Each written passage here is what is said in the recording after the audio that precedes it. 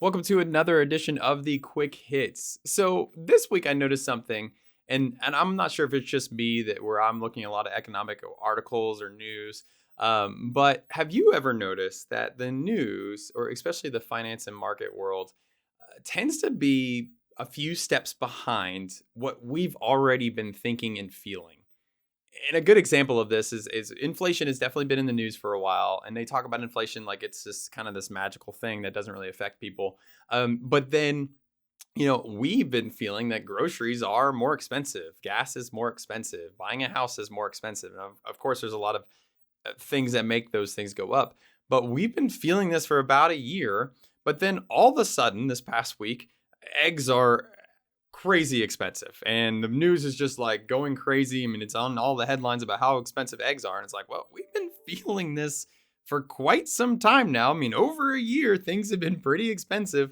But now, since eggs are three times, it's like, we need to make a big deal about this. And it's like, everybody else has been feeling this way. And so that was just a small example that made me think even more, how the news is always lagging. And the reason why it's lagging is because the news wants to report on things that you and I care about, right? And so they can't know what you and I care about unless they're listening into what's going on right now. And so if they start to hear more and more frequently that people are talking about expensive groceries and talking about more expensive things, they're going to eventually get to the point where it's like, okay, we should do a consumer reports. Maybe we should dig into this a little bit more. The reporters are going to spend more time on this topic because they keep hearing about it, and then they'll start to write the stories and make it a bigger deal. It just takes a little bit of time to get there. Yeah, they want to give you breaking news and all that stuff, but like when they start to make things a bigger deal, it's usually a lagging indicator of what people have been feeling for quite some time.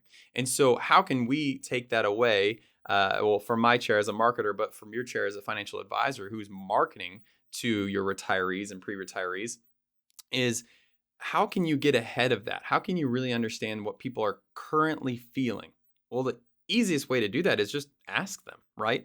In your seminars and when you're face to face with your clients and prospects. And I'd say prospects more importantly than clients, because your clients are going to give you a little bit more of a comfort feeling because you've got their back. But prospects are going to tell you what's going on in their lives. Are they afraid that their money won't stretch as far as they wanted it to, or what is it they want to buy in the future that they feel like they might not be able to right now, or what are the things that are making them feel differently right now, and then use that information to market. Right? Use that information to put in your next seminar or your next radio show or on your next TV show. Use that information of what people might be scared about right now and use that in your marketing, because that's more of a leading indicator than waiting for the consumer reports or the surveys to come out, because that's months behind a lot of times that you can use in your marketing. It's not necessarily a bad thing. That's how we've been doing it for a long time. We wait until we know it's a big deal, then we market around it. But if we didn't have to wait and we knew what was going on right now,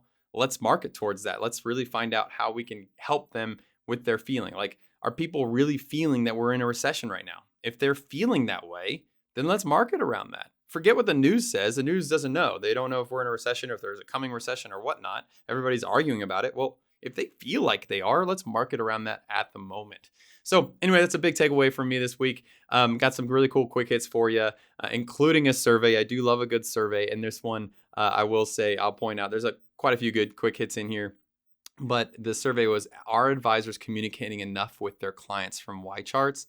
It's really good. You know, Sorry to spoil it. A spoiler alert. Advisors aren't communicating enough with their clients, enough to where people are looking to leave their financial advisor. So take a look at that. It's really good stuff. So that way you can see if you are reaching out to your clients and prospects enough. Other than that, check out the quick hits. And once again, poll your clients, poll your prospects, really find out what they're feeling right now, and then market behind them. I'm really excited about this year and the next few months, man. It's gonna be a fun ride as you guys keep marketing and really get in front of your prospects and clients, because people are needing your help all the time. But if you need anything from me and my team, you know where to reach us. Thanks. Have a great week.